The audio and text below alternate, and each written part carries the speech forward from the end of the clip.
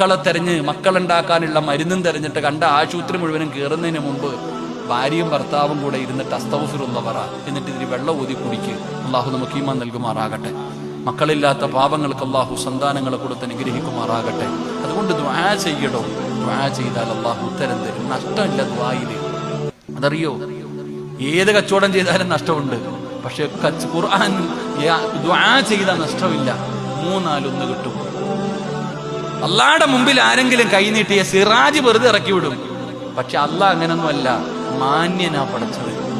അള്ളാഹുടെ മുമ്പിൽ ആര് ചോദിച്ചാലും 3-4 കിട്ടും. ഒന്നുകിൽ നീ ചോദിച്ചത് തന്നെ തരും, അല്ലെങ്കിൽ നീ ചോദിച്ചത് തരൂല.